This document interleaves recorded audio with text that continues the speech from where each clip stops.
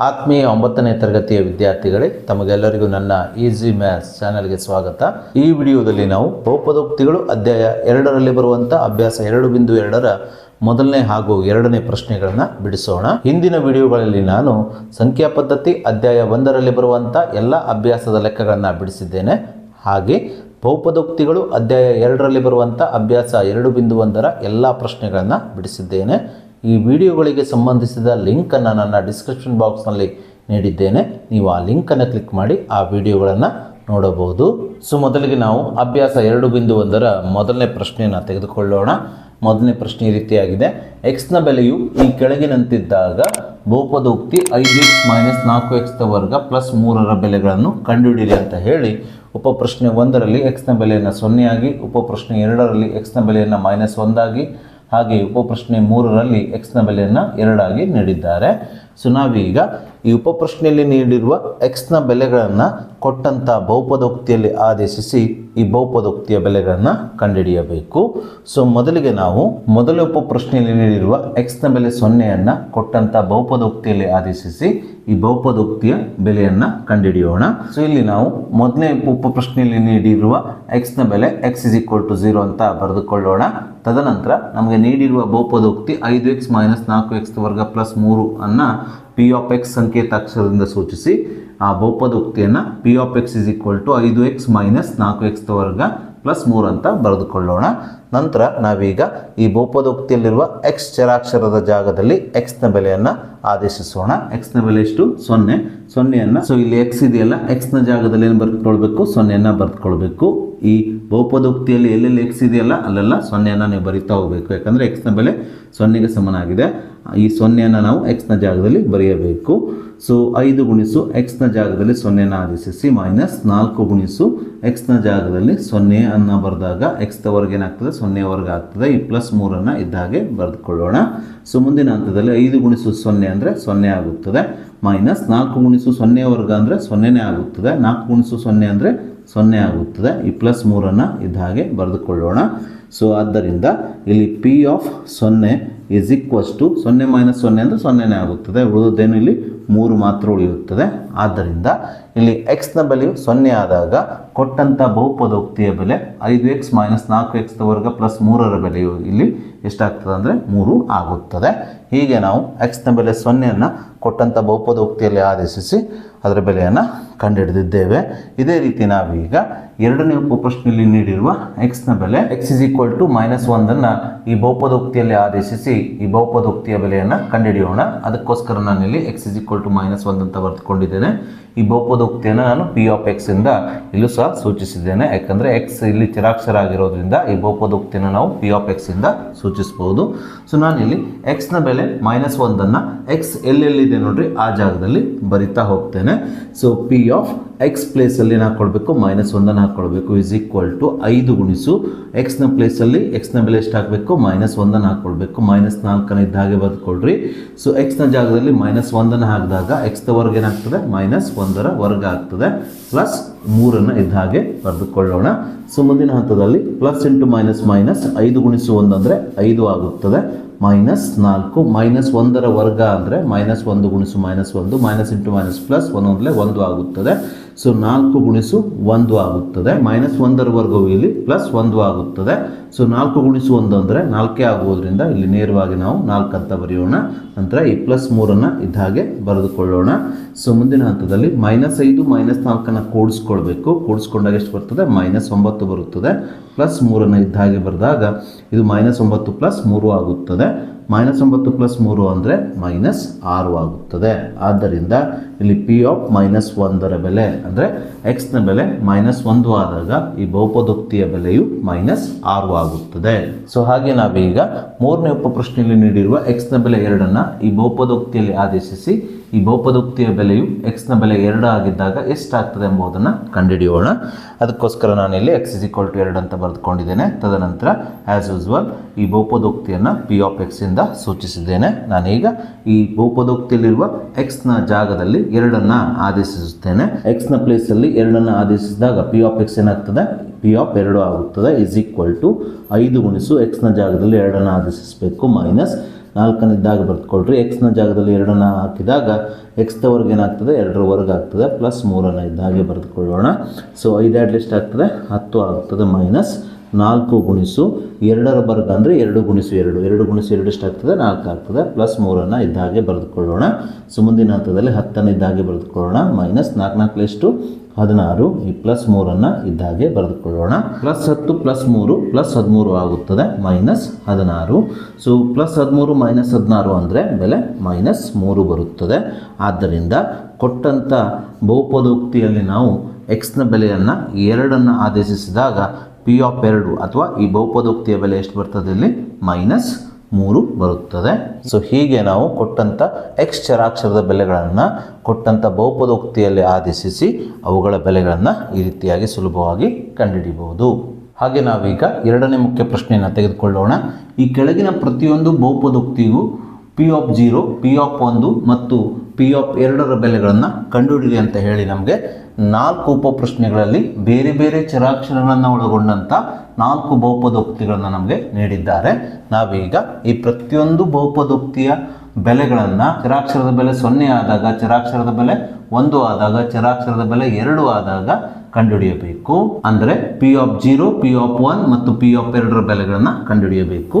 So ಮೊದಲಿಗೆ ನಾವು ಮೊದಲನೇ ಉಪಪ್ರಶ್ನೆಯಲ್ಲಿ ನೀಡಿರುವ ಬಹುಪದೋಕ್ತಿ P of y is equal to y square minus y plus 1 ತೆಗೆದುಕೊಂಡು ಈ ಬಹುಪದೋಕ್ತಿಯಲ್ಲಿರುವ ಚರಾಕ್ಷರ y ಜಾಗದಲ್ಲಿ 0, 1 ಮತ್ತು 2 ಆದೇಶಿಸಿ ಪಿ ಆಫ್ 0, ಪಿ ಆಫ್ 1 ಮತ್ತು ಪಿ ಆಫ್ 2ರ ಬೆಲೆಗಳನ್ನು ಕಂಡುಹಿಡಿಯೋಣ. ಸೊ ಮೊದಲಿಗೆ ನಾವು ಪಿ ಆಫ್ 0ದ ಬೆಲೆಯನ್ನು ಕಂಡುಹಿಡಿಯೋಣ. ಸೊ ಪಿ ಆಫ್ 0 ಅಂದರೆ y ಜಾಗದಲ್ಲಿ ಎಷ್ಟು ಹಾಕ್ಕೋಬೇಕು 0 ಹಾಕ್ಕೊಳ್ಬೇಕು. y ಜಾಗದಲ್ಲಿ 0 ಆದೇಶಿಸಿದಾಗ ಪಿ ಆಫ್ y ಏನಾಗ್ತದೆ ಪಿ ಆಫ್ 0 ಆಗ್ತದೆ. ಈಸ್ ಈಕ್ವಲ್ಸ್ ಟು ಈ ಬಹುಪದೋಕ್ತಿಯಲ್ಲಿ ಎಲ್ಲೆಲ್ಲಿ y ಇದೆ ನೋಡ್ರಿ ಆ ಜಾಗದಲ್ಲಿ ನೀವು y ಬೆಲೆ 0 ಆದೇಶಿಸಬೇಕು. ಇಲ್ಲಿ y ದ ವರ್ಗ ಅಂತ ಇದೆ, y ಜಾಗದಲ್ಲಿ 0 ಆಗಿದಾಗ ಇದು 0 ವರ್ಗ ಆಗ್ತದೆ, ಮೈನಸ್ y ಜಾಗದಲ್ಲಿ ಮತ್ತೆ 0 ಹಾಕ್ಕೊಳ್ರಿ, ಪ್ಲಸ್ 1 ಕಾನ್ಸ್ಟೆಂಟ್ ಇದೆ ಸ್ಥಿರಾಂಕ ಇದೆ ಆಸ್ ಇಟ್ ಇಸ್ ಬರ್ಕೊಳ್ರಿ. ಸೊ 0 ವರ್ಗ ಅಂದರೆ 0 ಆಗ್ತದೆ, ಮೈನಸ್ 0 ಅಂದ್ರೂ 0.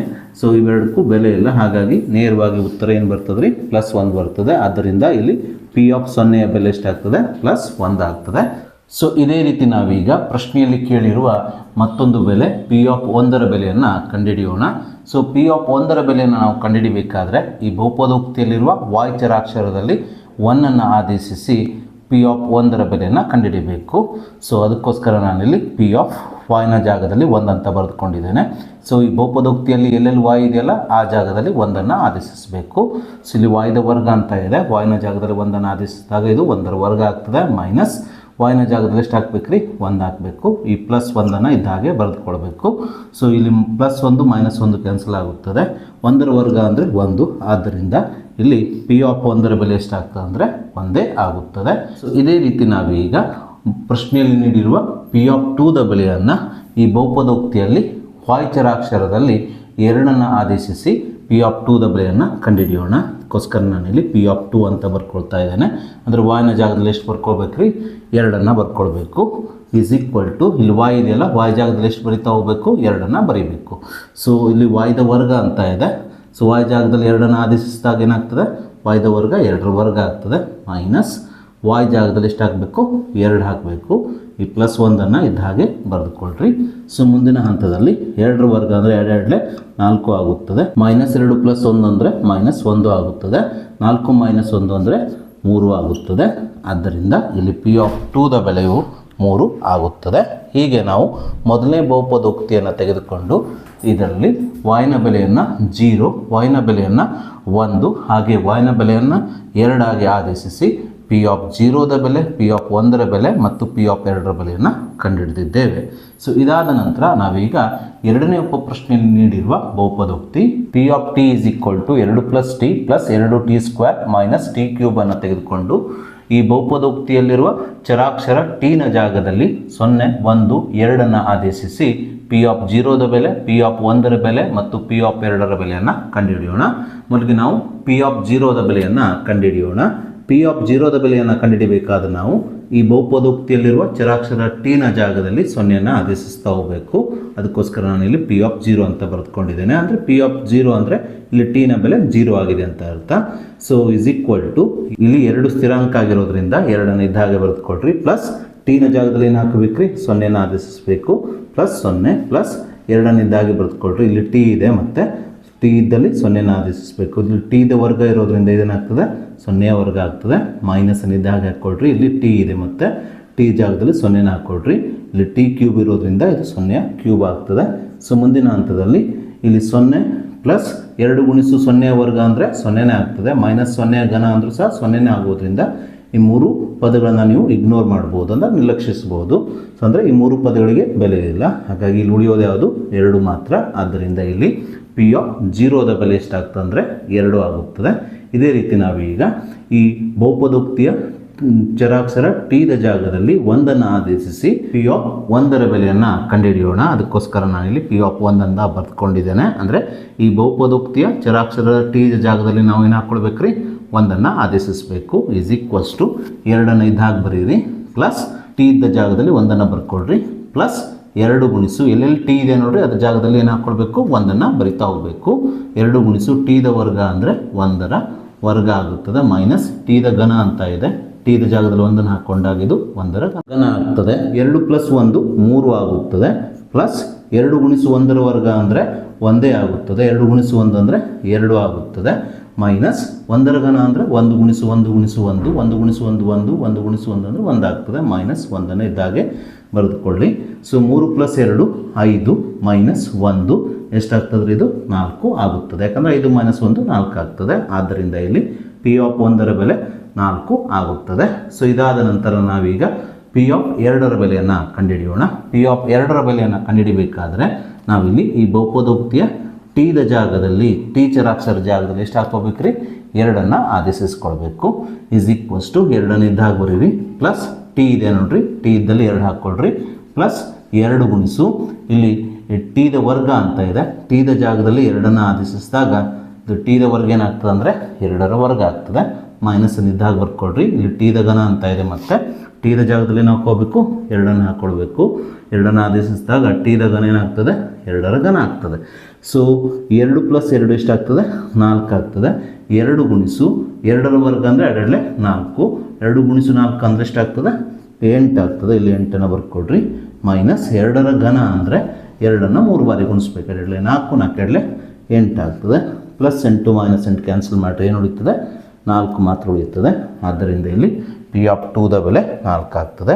ಸೊ ಹೀಗೆ ನಾವು ಕೊಟ್ಟಂಥ ಬಹುಪದೋಕ್ತಿ ಪಿ ಆಫ್ ಟಿಯಲ್ಲಿ ಚರಾಕ್ಷರ ಟಿದ ಜಾಗದಲ್ಲಿ 0 1 2ನ್ನು ಆದೇಶಿಸಿ ಪಿ ಆಫ್ 0ದ ಬೆಲೆ 2ನ್ನು, ಪಿ ಆಫ್ 1ರ ಬೆಲೆ 4 ಹಾಗೆ ಪಿ ಆಫ್ 2ರ ಬೆಲೆಯನ್ನು 4 ಆಗಿ ಕಂಡುಹಿಡಿದಿದ್ದೇವೆ. ಸೊ ಹಾಗೆ ನಾವೀಗ 3ನೇ ಉಪಪ್ರಶ್ನೆಯಲ್ಲಿ ನೀಡಿರುವ ಬಹುಪದೋಕ್ತಿ P of X is equal to X ಕ್ಯೂಬನ್ನು ತೆಗೆದುಕೊಂಡು ಈ ಬಹುಪದೋಕ್ತಿಯಲ್ಲಿರುವ ಎಕ್ಸ್ ಚರಾಕ್ಷರ ಜಾಗದಲ್ಲಿ 0 1 ಮತ್ತು 2ನ್ನು ಆದೇಶಿಸಿ ಪಿ ಆಫ್ 0 ಪಿ ಆಫ್ 1 ಮತ್ತು ಪಿ ಆಫ್ 2ರ ಬೆಲೆಯನ್ನು ಕಂಡುಹಿಡಿಯೋಣ.